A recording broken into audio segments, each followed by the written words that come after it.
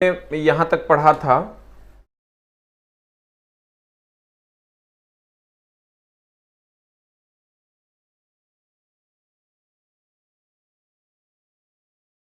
चालकता का SI मात्रक, यहां तक हम लोगों ने पढ़ा था। विशिष्ट चालकता तक हम लोगों ने पढ़ा था। इसके बाद हम लोग यहां से पढ़ेंगे। अब देखिए, एक क्वेश्चन तुमको देगा कि अगर किसी चालक तार को, पिछले क्लास में हम लोगों ने पढ़ा था प्रतिरोध के बारे में, चालकता के बारे में, विशिष्ट प्रतिरोध के बारे में और विशिष्ट चालकता के बारे में। पिछले क्लास में हम लोगों ने पढ़ा था प्रतिरोध के बारे में, चालकता के बारे में, विशिष्ट प्रतिरोध के बारे में, विशिष्ट प्रतिरोध के बारे में और विशिष्ट चालकता के बारे में।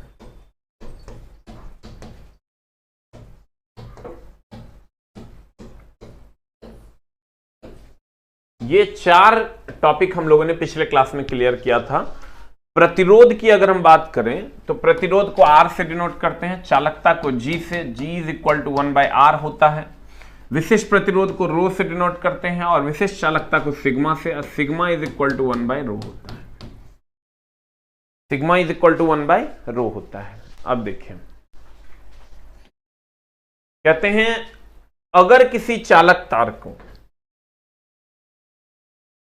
अगर किसी चालक तार की लंबाई को x गुना कर दिया जाए तो प्रतिरोध x गुना होगा। फॉर एग्जाम्पल R बराबर फॉर्मूला होता है रो L/A।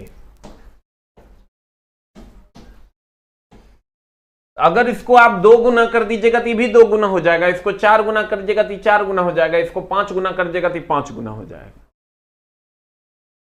ठीक है,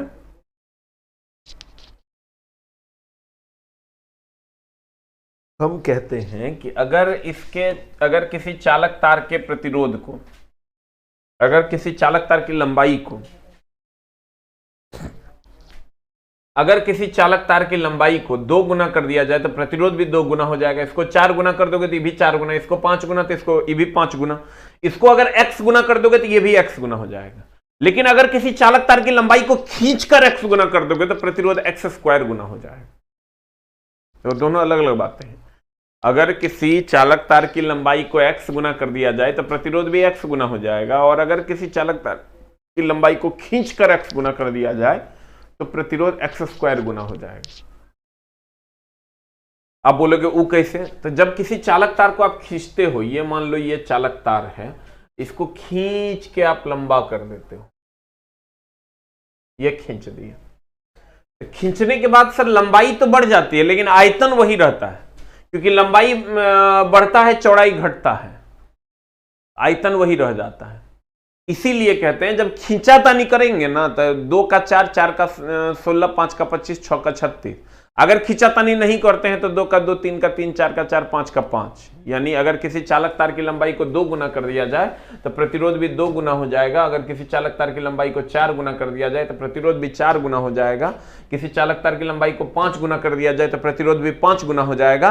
और अगर किसी चालक तार की लंबाई को x गुना कर दिया जाए तो प्रतिरोध x गुना हो जाएगा, और अगर खींचकर x गुना कर दिया जाए तो प्रतिरोध x² गुना हो जाएगा। तुम खाली ध्यान ये रखना कि अगर क्वेश्चन खींचातानी करे, सबको नमस्कार है, मुन्ना जी, चंद्रशेखर शाही जी, सबको नमस्कार है।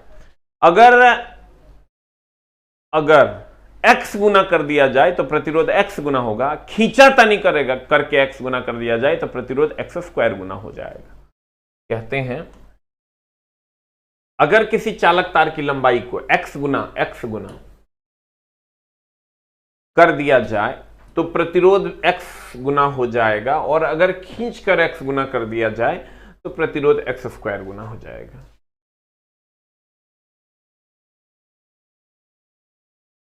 अगर कहते हैं अगर किसी चालक तार की लंबाई को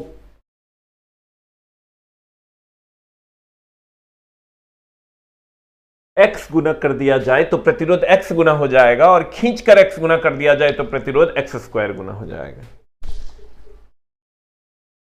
अगर क्वेश्चन खींचातानी करें तो 2 का 4, 3 का 9, 5 का 25, 6 का 36 हो जाएगा। अब आते हैं प्रतिरोधों के समूहन पर। प्रतिरोधों का समूहन 2 तरीके से किया जाता है। देखो, एगो है श्रेणी क्रम समूहन एक वो है समानांतर क्रम समूहन। प्रतिरोधों का समूहन दो प्रकार से किया जाता है, एक वो श्रेणी क्रम समूहन और एक समानांतर क्रम समूहन।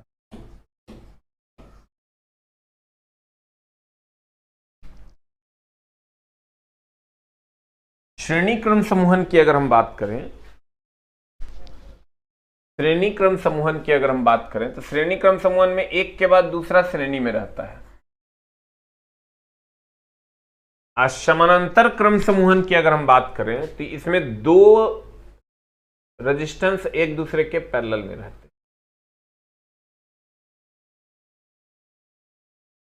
हैं। ये हो गया सीरीज ग्रुपिंग और पैरेलल ग्रुपिंग।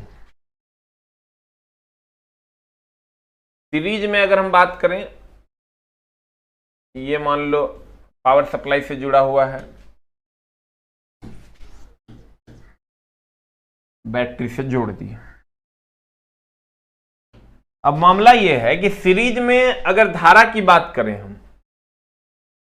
तो धारा पॉजिटिव से निगेटिव की ओर जाएगा तो करंट का मान हर जगह समान होगा। लेकिन अगर ये मान लो R1 है और ये R2 है, यहां से यहां तक का वोल्टेज V1 होगा और यहां से यहां तक का वोल्टेज V2 होगा।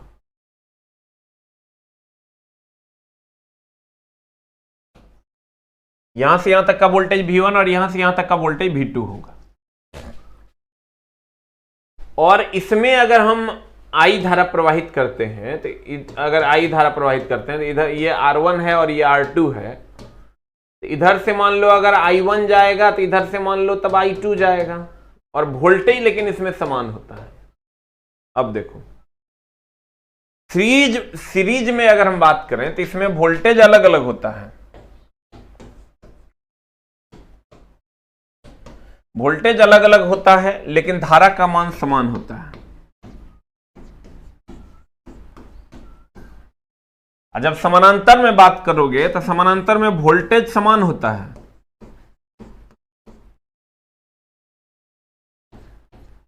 धारा अलग अलग होता है।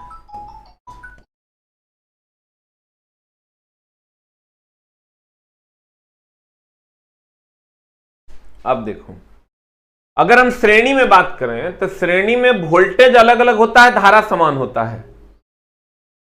अगर हम समानांतर में बात करें तो इसमें वोल्टेज समान होता है, धारा अलग अलग होता है। अब मामला यह है कि आपको ये ध्यान में कैसे रहेगा। आप देखिए यहां वोल्टेज समान है तो यहां वोल्टेज अलग अलग है, यहां अगर धारा अलग अलग है तो धारा यहां समान है। तो कहने का मतलब यह हुआ कि समानांतर में वोल्टेज समान होता है, धारा अलग अलग होता है। इसका उल्टा वहां होता है, समानांतर में जो है वोल्टेज समान होता है, धारा अलग अलग होता है। समानांतर में वोल्टेज समान होता है, धारा अलग अलग होता है। समानांतर में वोल्टेज समान, धारा अलग अलग। समानांतर में वोल्टेज समान, धारा अलग अलग। समानांतर में वोल्टेज समान, धारा अलग अलग। समानांतर में वोल्टेज समान, धारा अलग अलग। और श्रेणी में जो होता है वो वोल्टेज अलग अलग होता है, धारा समान होता है।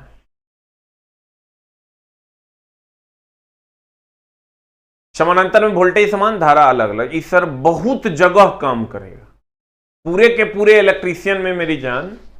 Aditya refresh it. पूरे के पूरे इलेक्ट्रीशियन में यह काम करेगा, यह फैक्ट। इसलिए इसको एकदम प्रॉपरली ध्यान में रखो कि समानांतर में वोल्टेज का मान समान होता है, धारा अलग अलग होता है। समूहन क्या है? समूहन का मतलब ग्रुपिंग है। ग्रुपिंग का मतलब एक से अधिक। तो देखो यहां एक से अधिक है, यानी 2 है, 3 है, 4 है। Very good. चंद्रशेखर जी का कहना है समूहन क्या है। अब देखो कहते हैं श्रेणी क्रम समूहन की अगर हम बात करें, श्रेणी क्रम समूहन में सर वोल्टेज समान होगा। समानांतर में वोल्टेज समान, धारा अलग अलग। समानांतर में वोल्टेज समान, धारा अलग अलग। वोल्टेज समान, धारा अलग अलग। वोल्टेज समान, धारा अलग अलग। और श्रेणी क्रम समूहन की अगर हम बात करें तो वोल्टेज अलग अलग, धारा समान। वोल्टेज अलग अलग, धारा समान। अब देखो समानांतर में वोल्टेज समान, धारा अलग अलग। समानांतर में हम यहीं रुकेंगे सर 1 मिनट और। समानांतर में वोल्टेज समान, इसीलिए घर में देखना पैरेलल में ग्रुपिंग, बल्ब वगैरह पंखा सब कुछ लगाया जाता है कि कितनों लगा दोगे तो वोल्टेज तो समान रहेगा, क्योंकि सब पैरेलल में लगा हुआ है। तो समानांतर में वोल्टेज समान, समानांतर में वोल्टेज समान, इस फैक्ट का यूज हम बहुत जगह करने वाले हैं, इसलिए इसको एकदम प्रॉपरली देखना। समानांतर में वोल्टेज समान, धारा अलग अलग, वोल्टेज समान, धारा अलग अलग, वोल्टेज समान, धारा अलग अलग, वोल्टेज समान, धारा अलग अलग, और श्रेणी में वोल्टेज अलग अलग, धारा समान। समानांतर में वोल्टेज समान, समानांतर में वोल्टेज समान, समानांतर में वोल्टेज समान, समानांतर में वोल्टेज समान। अब देखो, जब यहां से हम ग्रुपिंग का और आनंद लेंगे, यहां पर आर समतुल्य जो होगा,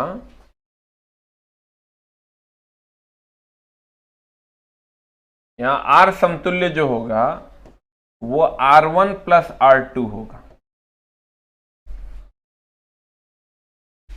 यहां पर जो R समतुल्य होगा 1/R समतुल्य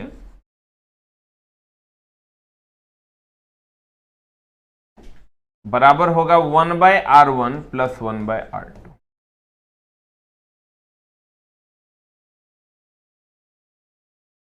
यहां पर 1/R समतुल्य बराबर होगा 1/R1 प्लस 1/R2। इसको जब आप सॉल्व कीजिएगा, when you are going to solve this equation, then you will get 1/R equivalent is equal to R1, R2 is the LCM, and this one is the R2 plus R1. This is the value of 1/R equivalent. When you want R equivalent, then the value is R1 R2 बटा R1 plus R2।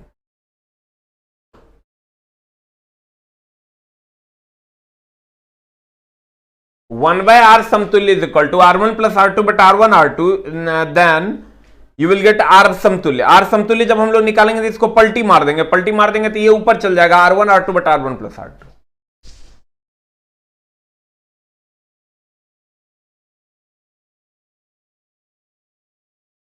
अब देखो, कहते हैं कि grouping series और parallel दो grouping होता है, एगो मिक्स भी होता है। मिक्स में कुछ सीरीज कुछ पैरेलल होगा। तो कहने का मतलब यह हुआ कि एक होता है श्रेणी क्रम समूहन, एक समानांतर क्रम समूहन।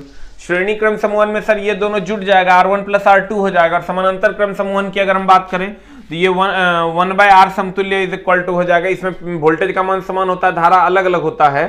तो इसकी जो वैल्यू आ जाएगी वो अगर 2 गो रहेगा तो सीधा ये वैल्यू यूज करेंगे, R समतुल्य is equal to R1 R2 बटा R1 प्लस R2। अगर 2 रहेगा तो सीधा ये यूज करेंगे, R समतुल्य is equal to R1 R2 बटा R1 प्लस R2। 3 रेजिस्टेंस अगर रहेगा, कमेंट्स चल रहा है, रणधीर जी आपका कमेंट्स आ रहा है, विवेक जी आपका कमेंट्स आ रहा है, युगल जी आपका कमेंट्स आ रहा है। अगर 3 रेजिस्टेंस होता तो यहां R1 plus R2 plus R3 कर देते, 4 रहता तो R1 plus R2 plus R3 plus R4 कर देते, और यहां अगर 3 रहता तो 1/R1 plus 1/R2 plus 1/R3 plus 1/R4 plus 1/R5 हो जाता। और यहां 1/R समतुल्य इक्वल टू R1 R2 ई, जब अधिकतर तुमको 2 गो में ये यूज करना होता है, तो यहां पर तुम ये अगर 3 गो रहेगा तब तो कोई उपाय नहीं है, 1/R समतुल्य equal to 1/R1 plus 1/R2 plus 1/R3 plus 1/R4 कर देना। लेकिन अगर 2 गो रहेगा ना तो ये डायरेक्ट तुम यूज करना पैरेलल में। अगर पैरेलल में 2 गो तुमको दिखे कहीं पर भी, ये ऐसा और ये ऐसा दिखे, ये R1 है और ये R2 है, और पैरेलल में कहीं पर भी तुमको दिखे तो खट से R समतुल्य is equal to R1 R2 बटा R1 प्लस R2 यूज कर लेना। ठीक है, R समतुल्य is equal to R1 R2 बटा R1 प्लस R2 यूज कर लेना, तो आपका काम हो जाएगा। देखिए, कहने का मतलब यह हुआ कि अधिकतर इसका यूज होना है, इसलिए हम बोले कि अगर 2 पैरेलल होगा तो R1 R2 बटा R1 plus R2, R1 R2 बटा R1 प्लस R2।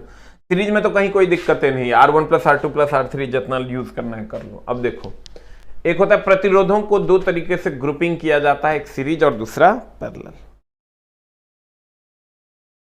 श्रेणी क्रम समूहन। अब देखो इसको डिफाइन भी थोड़ा सा अलग तरीके से करते हैं हम लोग।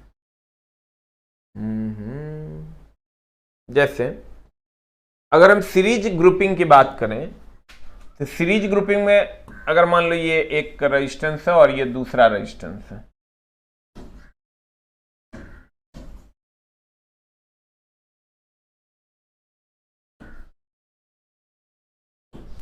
ये R1 है और ये R2,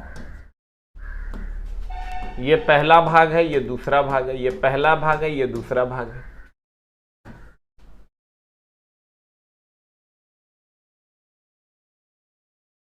ये पहला, ये दूसरा, ये पहला, ये दूसरा।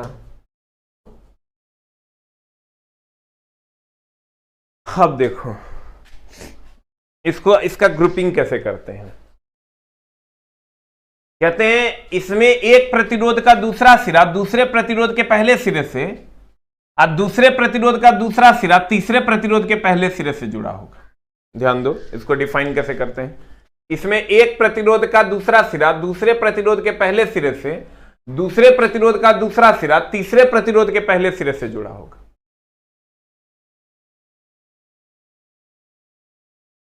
और इसमें आरपी में पी पैरेलल है। इसमें दो प्रतिरोधों का सभी प्रतिरोधों का पहला सिरा एक साथ और सभी प्रतिरोधों का दूसरा सिरा एक साथ जुड़ा होता है।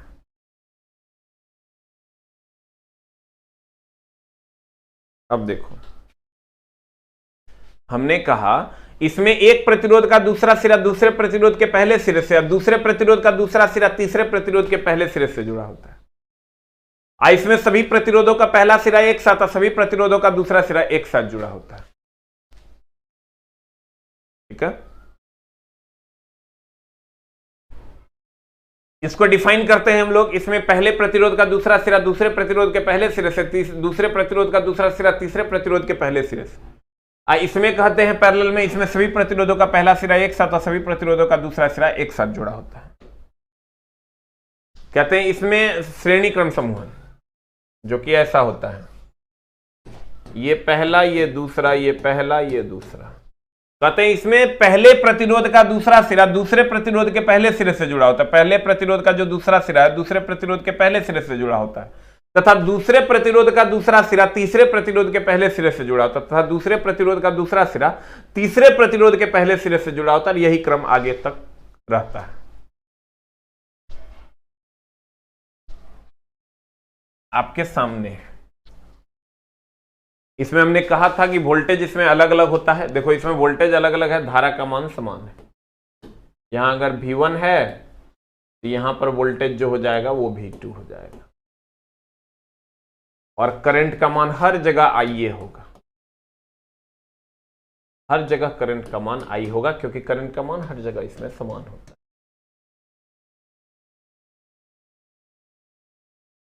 तो कहते हैं इसमें R बराबर R1 प्लस R2, ये R1 ये R2 है। इसमें धारा समान होता है तथा वोल्टेज भिन्न भिन्न होता है। यह ओम के नियम के अनुसार होता है। ओम के नियम के अनुसार होता है। क्या होता है तो भैया धारा का मान हर जगह समान होता है, वोल्टेज अलग अलग होता है।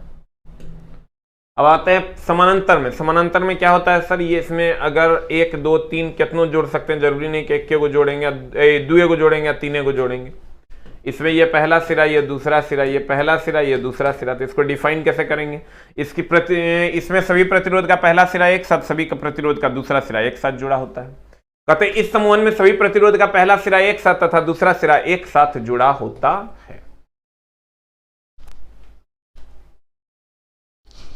इस सेल एंड बैटरी में नहीं पढ़ाए थे, सेल एंड बैटरी में कहां से आ जाएगा।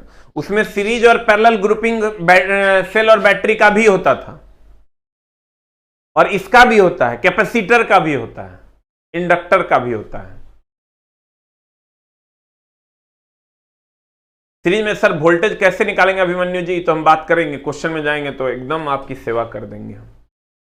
इसमें देखिए अगर यहां से I करंट गया है, I करंट गया है तो इससे प्रवाहित होगा तो ये I1 हो जाएगा, इससे प्रवाहित होगा तो ये I2 हो जाएगा। ये R1 हो जाएगा, ये R2 हो जाएगा और यहां से निकल कर आएगा I। ये हो जाएगा 1/R समतुल्य इज इक्वल टू हो जाएगा 1/R1 प्लस 1/R2। R बराबर हो जाएगा R1 R2 बटा R1 प्लस R2। इसमें वोल्टेज का मान समान तथा विद्युत धारा अलग अलग होता है। इसमें वोल्टेज का मान समान तथा विद्युत धारा क्या होता है, अलग अलग होता है। खाली ई लाइन जरूर याद रखना मेरी जान, न तो गड़बड़ हो जाएगा। और ये लाइन, इसमें वोल्टेज का मान समान और धारा का मान अलग अलग होता है। इस पर तुमको सवाल दे देगा डायरेक्ट, इसको कर देगा ऐसा, ये दे देगा 5 ओम, ये दे देगा 6 ओम, अब कहेगा बताओ समतुल्य कितना, तो खट से R बराबर लिख देंगे, R समतुल्य बराबर R1 R2 बटा R1 प्लस R2। R1 की जगह 5 है तो R1 R2 यानी 5 गुना 6 अब बटा R1 प्लस R2 यानी 5 प्लस 6, ये हो जाएगा 30/11। सॉल्व कर देंगे आंसर। वोल्टेज कैसे निकालेंगे इस पर हम चर्चा करेंगे सर, एकदम आपको टेंशन नहीं लेना है। खाली आप ये ध्यान में रखिए अभी कि पैरेलल में वोल्टेज समान होता है, धारा अलग अलग होता है। अब आते हैं चला व्हीटस्टोन ब्रिज पे। व्हीटस्टोन ब्रिज है क्या? What is Wheatstone bridge?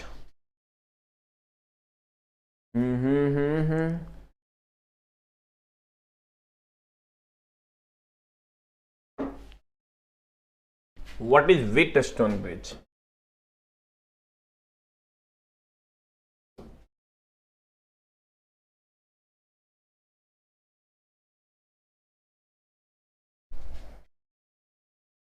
इसका नाम है सर व्हीटस्टोन ब्रिज। करता क्या है? यह अज्ञात प्रतिरोध को नापता है। अगर मान लीजिए कि आपको कोई तार मिल गया और उसका आपको प्रतिरोध नापना है, तो उस अज्ञात प्रतिरोध को नापने के लिए हम लोग इसका प्रयोग करते हैं, व्हीटस्टोन ब्रिज का।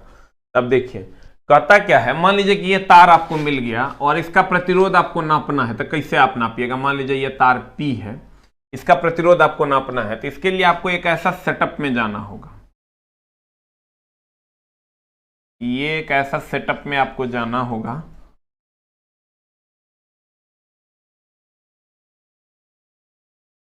ये मान लीजिए P है, ये मान लीजिए Q है, ये मान लीजिए R है और ये मान लीजिए S है, और ये गैल्वेनोमीटर से प्रवाहित धारा है। गैल्वेनोमीटर है, अगर इससे प्रवाहित धारा का मान 0 होगा, इससे प्रवाहित धारा का मान अगर 0 होगा, गैल्वेनोमीटर से प्रवाहित धारा का मान अगर 0 होगा, तो एक फॉर्मूला होता है। अगर ये मान लीजिए P हम यहां लगा दिए हैं, Q, S और R ये 3 प्रतिरोध आपको ऑलरेडी पता है, तब P का मान आप पता कर सकते हैं।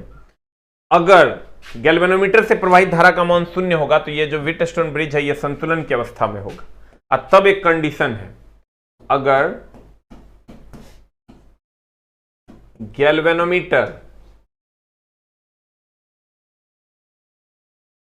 गैल्वेनोमीटर से प्रवाहित धारा 0 है, अगर गैल्वेनोमीटर से प्रवाहित धारा 0 है, अगर गैल्वेनोमीटर से प्रवाहित धारा का मान 0 है, धारा का मान 0 है, अगर गैल्वेनोमीटर से प्रवाहित धारा का मान 0 है, तो ब्रिज संतुलन में होता है। तो ब्रिज संतुलन में होता है, और इस स्थिति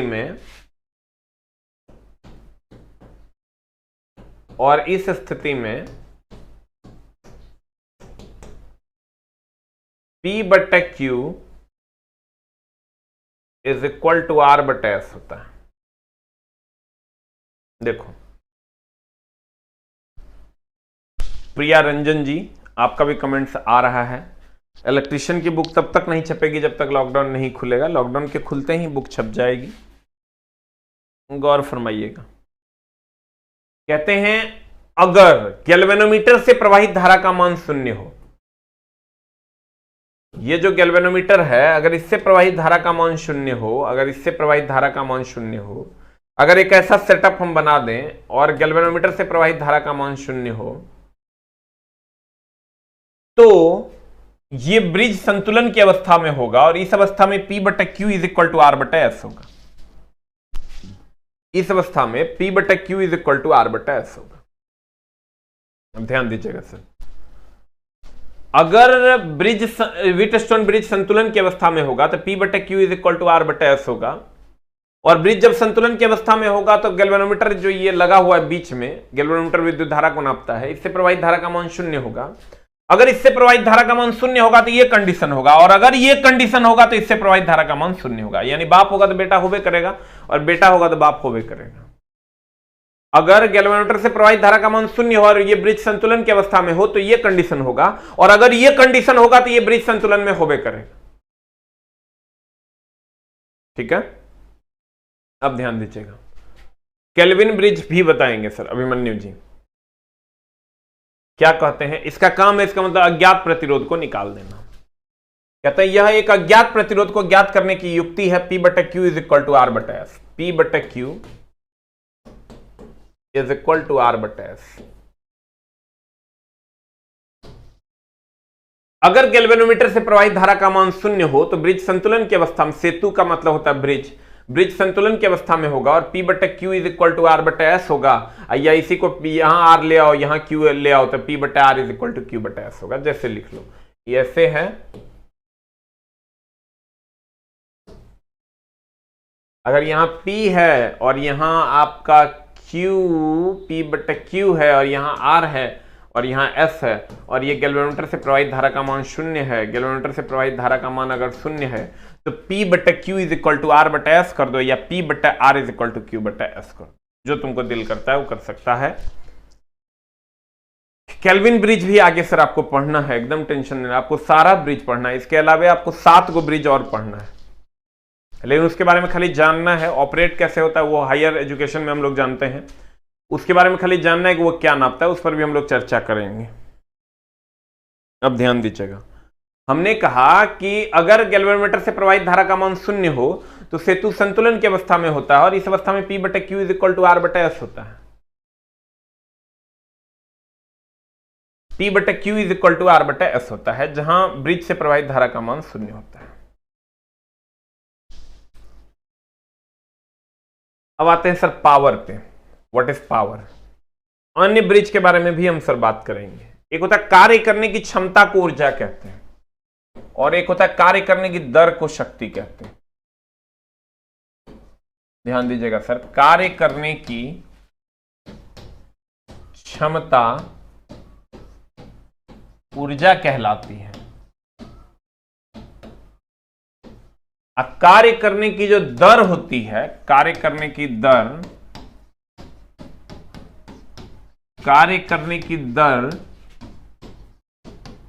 को शक्ति कहते हैं।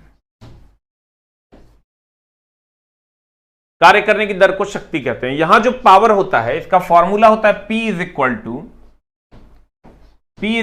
VI। ओम का नियम अगर हम लगा देते हैं, V is equal to IR, तो V is equal to IR लगा देंगे तो I into R into I,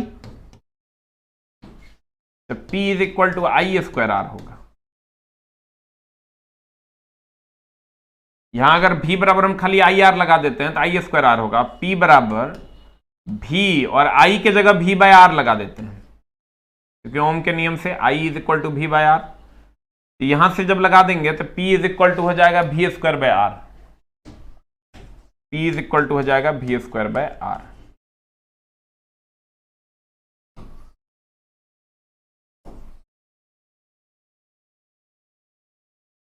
यानी 3 फॉर्मूला है।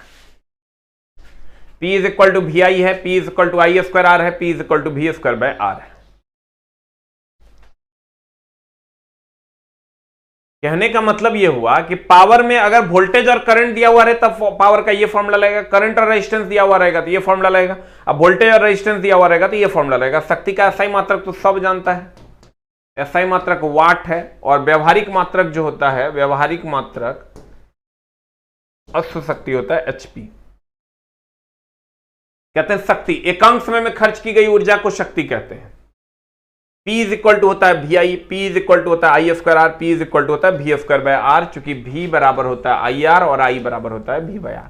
ये तीन फॉर्मूला पे सर न्यूमेरिकल खूब पूछा जाता है, इसलिए तीनों फॉर्मूला को एकदम याद रखें। पी बराबर वी आई, पी बराबर आई स्क्वायर आर, पी बराबर वी स्क्वायर बाय आर। हम न्यूमेरिकल आगे सॉल्व भी करवाएंगे सर, तो आपको पता चलेगा।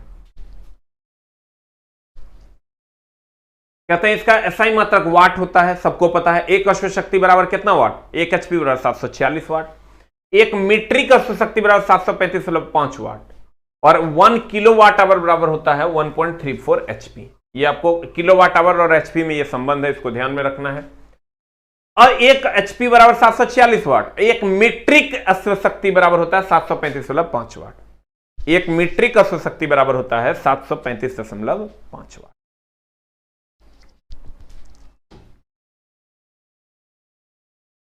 अब कहते हैं धारिता। व्हाट इज धारिता? क्या है ये धारिता?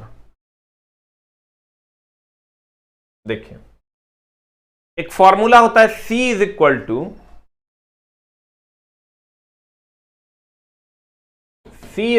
Q by V।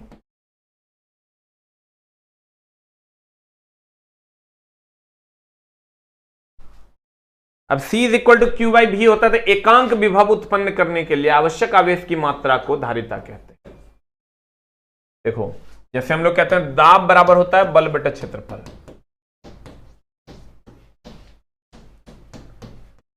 दाब बराबर होता है बल बटे क्षेत्रफल।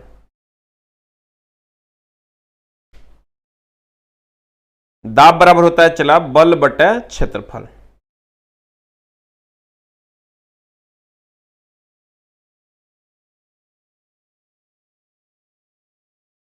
अब दाब बराबर बल बटे क्षेत्रफल होता है, तो इसको डिफाइन कैसे करते हैं? हम लोग कहते हैं एकांक क्षेत्रफल पर लगने वाले बल को दाब कहते हैं। एकांक क्षेत्रफल पर लगने वाले बल को दाब कहते हैं। एकांक क्षेत्रफल पर लगने वाले बल को दाब कहते हैं। एकांक क्षेत्रफल पर लगने वाले बल को दाब कहते हैं। एकांक क्षेत्रफल पर लगने वाले बल को दाब कहते हैं। एकांक विभव उत्पन्न करने के लिए, वोल्टेज उत्पन्न करने के लिए आवश्यक आवेश की मात्रा को धारिता कहते हैं।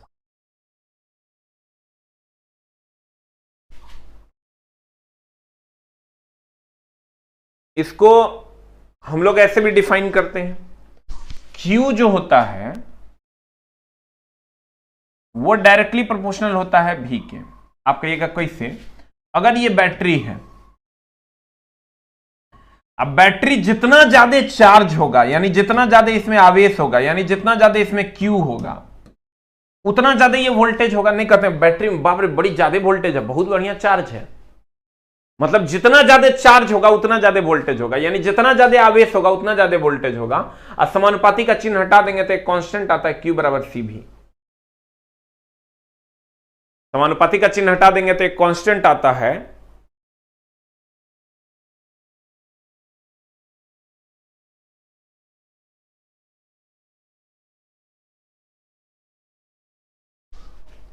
समानुपाती का चिन्ह हटा देंगे तो यहां से कांस्टेंट आएगा Q is equal to CV। यहां से C इज इक्वल टू हो जाएगा Q बाई V। कहते हैं जितना ज्यादा बैटरी चार्ज होगा उतना ज्यादा वोल्टेज होगा, तो समानुपाती का चिन्ह हटाएंगे तो C आ जाएगा। C एक कांस्टेंट है जिसको हम धारिता कहते हैं। C बराबर हो जाएगा Q बाई V।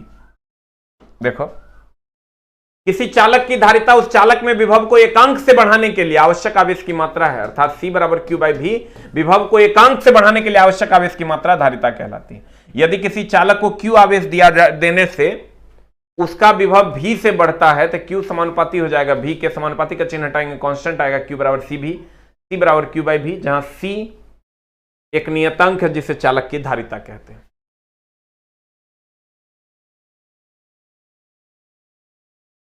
किसी का कमेंट सब दिखेगा नहीं, सिर्फ आप अपना कमेंट्स देख सकते हैं। यहां C एक नियतांक है जिसे चालक की क्या कहते हैं? धारिता कहते हैं। अब इसका अगर यूनिट की बात करोगे तो इसका यूनिट भी होता है C बराबर, चूंकि Q बाई V है तो C बराबर Q बाई V है, तो C बराबर Q का हो गया कूलम्ब, V का हो गया वोल्टेज। Q का हो गया कूलम्ब, V का हो गया वोल्टेज। ये हो जाएगा कूलम्ब को C से डिनोट करते हैं, वोल्टेज को V से। कूलम्ब पर वोल्ट हो जाएगा, इसको हम फेराड भी कहते हैं। तो फेराड को शॉर्ट में हम लोग F भी लिखते हैं। इसका व्यवहारिक मात्रक माइक्रोफेराड होता है। जैसे सर दूरी का SI मात्रक मीटर होता है, जबकि व्यवहारिक मात्रक किलोमीटर होता है।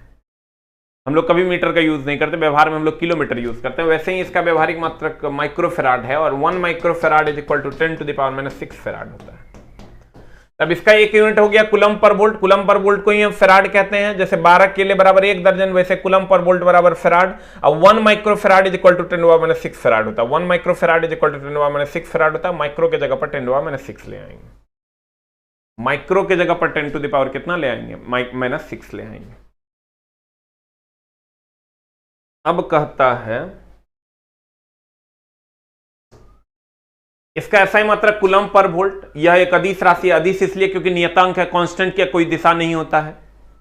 इसका व्यवहारिक मात्रक माइक्रोफेराड 1 माइक्रोफेराड बराबर 10⁻6 फेराड होता है। 1 microfarad is equal to 10⁻6 farad होता है। अब देखो, अब एकदम आराम से जो हम लोगों ने पढ़ा है उस पर हम लोग चर्चा कर लेते हैं। एक तो यहां हम लोगों ने पिछले क्लास में पढ़ा था प्रतिरोध, प्रतिरोध का उल्टा चालकता, विशिष्ट प्रतिरोध, विशिष्ट प्रतिरोध का उल्टा विशिष्ट चालकता। उसके बाद हम लोगों ने पढ़ा कि अगर किसी चालक तार की लंबाई को x गुना कर दिया जाए तो प्रतिरोध x गुना हो जाएगा। अगर खींचकर x गुना कर दिया जाए तो प्रतिरोध x² गुना हो जाएगा। उसके बाद हम लोगों ने सीरीज और पैरेलल को पढ़ा। सीरीज और पैरेलल को पढ़ा। सीरीज और पैरेलल में हम लोगों ने पढ़ा कि सीरीज में जो है वोल्टेज अलग अलग होता है, धारा समान होता है, और पैरेलल में वोल्टेज समान होता है, धारा अलग अलग होता है। व्हीटस्टोन ब्रिज की अगर हम बात करें तो अगर गैल्वेनोमीटर से प्रवाहित धारा का मान 0 हो तो ब्रिज संतुलन की अवस्था में होगा, अर्थात P/Q is equal to R/S, या अगर P/Q बराबर R/S होगा तो गैल्वेनोमीटर से प्रवाहित धारा यानी बीच वाला से प्रवाहित धारा का मान 0 होगा। ये तो क्वेश्चन में हम जाएंगे तो आपको वहां भी बता देंगे। कार्य करने की दर को शक्ति कहते हैं। इसका 3 फॉर्मूला, P बराबर VI, P बराबर I स्क्वायर, R, P बराबर V स्क्वायर बाय R। उसके बाद हम लोगों ने पढ़ा धारिता। धारिता के बारे में हम लोगों ने पढ़ा एकांक विभव को उत्पन्न करने के लिए आवश्यक आवेश की मात्रा को धारिता कहते हैं। C बराबर Q/V। इसका SI मात्रक अगर बात करोगे तो कूलम पर वोल्ट। Q/V, Q का कूलम, V का वोल्ट, कूलम पर वोल्ट। कूलम पर वोल्ट को फेराड कहते हैं। इसका व्यवहारिक मात्रक microfarad. 1 microfarad is equal to 10⁻6 farad. Thank you very much. मिलते हैं हम लोग अगली कक्षा में यहां के बाद। Thank you very much.